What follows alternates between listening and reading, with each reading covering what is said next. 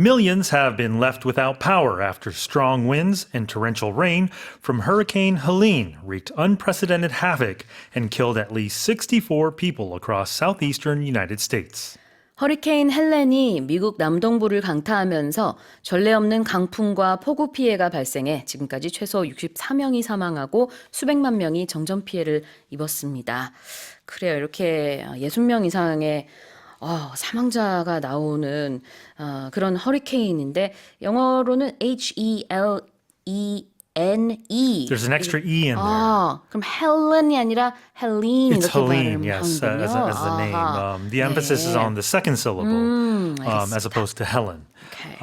But Helene was, I believe, the second strongest Category 4 hurricane to make landfall in the U.S., and it caused massive destruction there late last week, beginning with Florida, and it moved all the way up the East Coast. Deaths reported in 5 states, including Florida, Georgia, the Carolinas, and Virginia.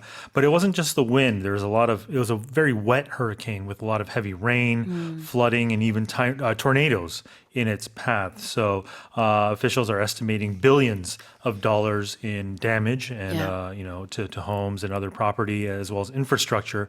And on the west coast, Mexico has also seen another tropical storm. Going back to Helene, though, it's been downgraded since to a tropical storm. But so our hearts and our thoughts go out to those affected by Hurricane Helene. And on the same note, Korea, I believe there is a typhoon possibly towards the end of the week, Kraton. But we don't know as of yet whether Korea will be directly affected.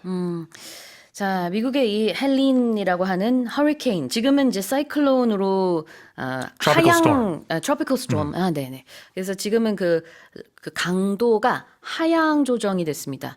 조정이라고 말하긴 그렇지만 categorizing 하는 데 있어서는 이제는 조금 세력이 약화됐어요. Right. It's been downgraded. 그렇습니다. 그래서 지금은 이제 최초의 그 강력했던 허리케인은 아니긴 하지만 헬린으로 인해서 굉장히 많은 피해가 있었습니다. So when you say this hurricane caused X dollars in damages, in Korean we would say 이만큼의 피해가 있었다. 피해 규모가 얼마였다.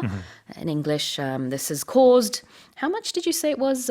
Billions of dollars. Billions of dollars in Yes. damages. Yeah. 와, 피해 규모가 어마어마하고요. 그 다음에는 이제 인명 피해가 굉장히 많이 났다는 게 안타깝습니다. There's been a lot of casualties, including more than 60 deaths. And in this day of social media and everyone with a smartphone and a camera, some pretty incredible images coming out. I saw videos of people wading in kayaks in their own living room because their living rooms were flooded with water, and those who did not evacuate, unfortunately. Yeah. So, A lot of people were left without power. Exactly. Too. Yeah. Right. So that's our first expression, right? If you're left without power here, left is not left and right. It's the past participle of leave, right? To leave, to remain in a certain condition, right? And the condition here would be a state without electricity. Yeah, exactly. Be left. 남겨지다, without power, 전력 없이 남겨지다. 이렇게 문장 구조가 만들어진 것인데요. 이걸 우리가 자연스럽게 해석을 하면은 전력이 끊겼다. 이렇게 하면 되겠습니다. 전기가 끊겼다. You can easily say this as millions are without power if it's in the present tense as well, right? 그러네요. Left 빼고 millions are without power. Exactly. 많은 사람들이 수백만 명이 지금 전기가 끊겼습니다. Yeah, this is passive. So it's, we like to speak in the active voice. So millions are without power. Yep, as of exactly. now, right? 자, 그 다음에는 큰 파괴력이 있는 그런 타이푼이 아니라 Hurricane. hurricane이었죠. Yes. 네, 미국에서는 이제 hurricane으로 부르고 우리 이제 In the 아시아 Atlantic 쪽에서는 Ocean, right. 우리가 타이푼이라고 하는데 자, 미국의 이 hurricane이 큰 피해를 입혔어요. 영어로는 이 표현을 많이 씁니다. To wreak havoc. Yeah, so havoc, HAVOC, would mean destruction or devastation, chaos. And we usually use these two words together a lot, right? Yes. Wreak, W-R-E-A-K. To wreak havoc would be to cause a lot of this destruction. Yep, exactly. havoc가 그 큰 피해예요. 그런데 피해를 불러일으켰다라는 뜻으로 wreak를 굉장히 많이 쓰니까 같이 알아두시는 게 좋습니다. 여기서는 Helene wreaked unprecedented havoc. Yeah, never before seen. Exactly. 전례가 없는 그런 규모의 피해가 발생했습니다. Well, let me read the headline again.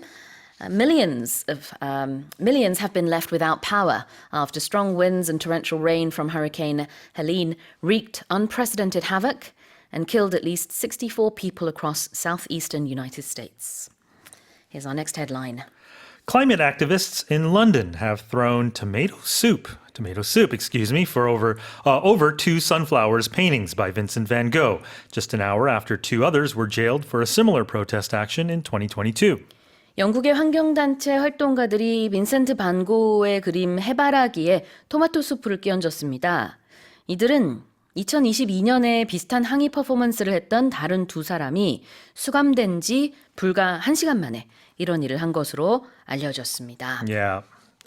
So we've seen this before. But in this case, three supporters walked into the National Gallery in London on Friday afternoon and threw, in case you're wondering, it was a Heinz brand of tomato soup over these two paintings. So my understanding is there are two sunflowers there are Van Gogh many. paintings. There are many. Many Okay. sunflowers, yeah. Okay, but yeah. there was the 1889 and the 1888 version of these paintings. Right. I'm not exactly sure why the brand of this soup or the flavor of this soup is relevant to this story, but it does conjure up images of Andy Warhol and his pop art with tomato soup.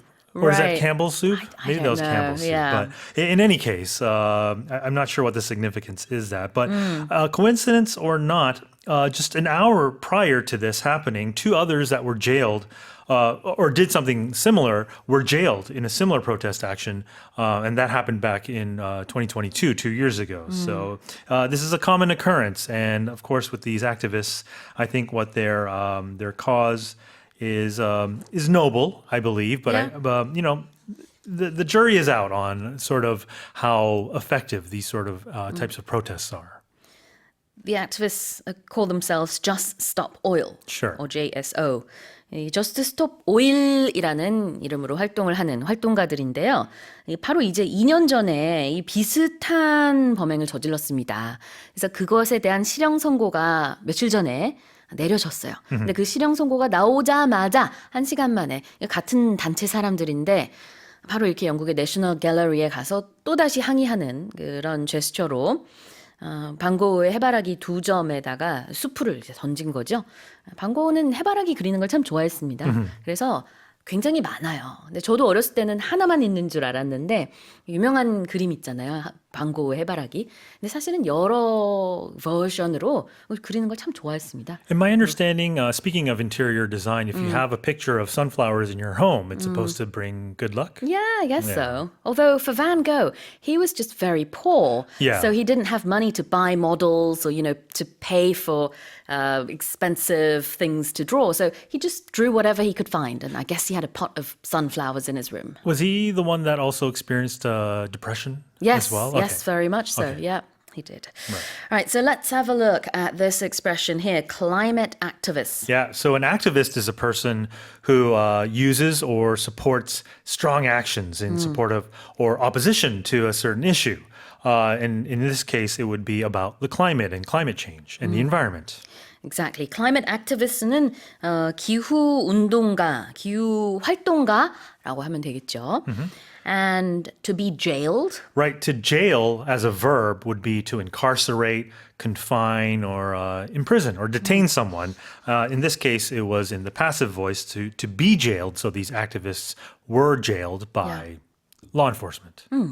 Be jailed라는 것은 이제 수감되다, 투옥되다라는 뜻이죠. 그래서 그런 실형이 선고됐어요. 그러자마자 이제 같은 단체 사람들이 또 다시 이런 범행을 저질렀습니다. Thrown in the slammer. How about that? Yeah, but I'm pretty sure the artwork was covered in some sort of protective. casing. Yeah, But that's a Yeah. good point because in the prior case 2 years ago, they were actually fined as well.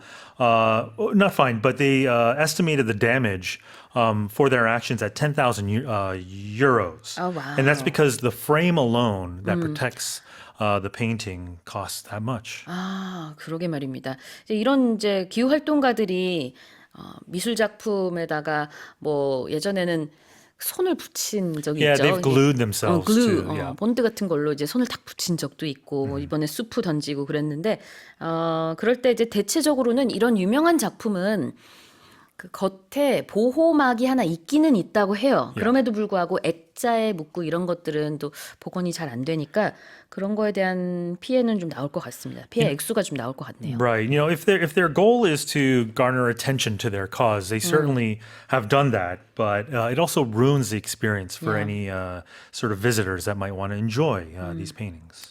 그렇습니다. 자, 그러면 다시 한번 제가 읽어볼게요. Climate activists in London have thrown tomato soup over two sunflowers paintings by Vincent van Gogh, just an hour after two others were jailed for a similar protest action in 2022. Let's move on to the final headline.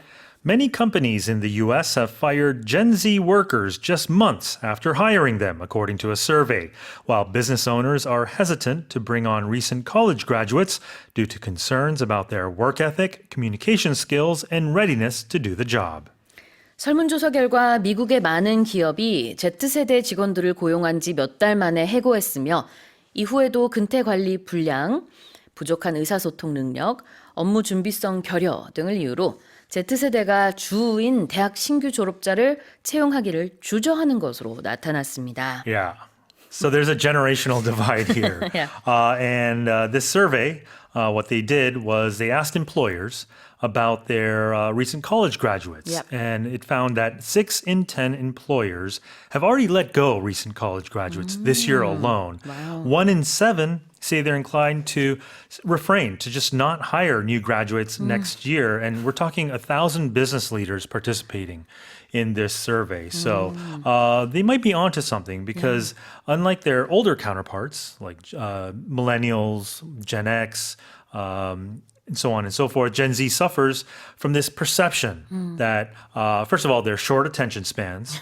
They have a habit of laziness, and they insist on a robust work-life balance. Yeah. And that, they say, experts say, is a byproduct of growing up in this digital world.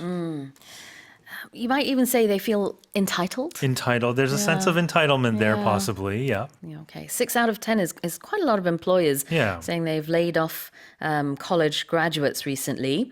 1,000명 정도의 비즈니스 리더들, 경영자들을 대상으로 설문조사를 미국에서 했습니다. 그 1,000명 중에 60% 정도가 최근에 대학 졸업생을 해고했다. 고용한 지도 얼마 안 됐는데 해고한 이유를 보니까요. 일단은 뭐 그 attention span이 굉장히 짧다라고 했죠. 집중할 수 있는 시간이 너무 짧고요. 집중력이 굉장히 부족한 거죠.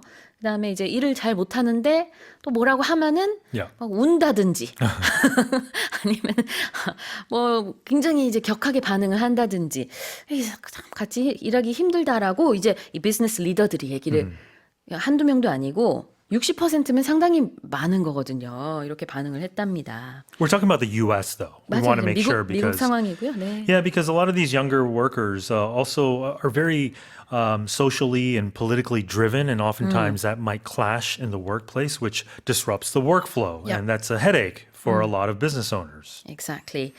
그리고 우리나라에서는 이제 Z세대라고 하는데 영어로는 Generation Z or Gen Z 이렇게 표현을 많이 하죠.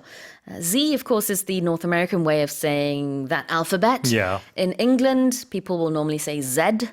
As in Canada as well. Oh, really? Canada, they say Z. Ah, I see. But I've kind of, Yeah.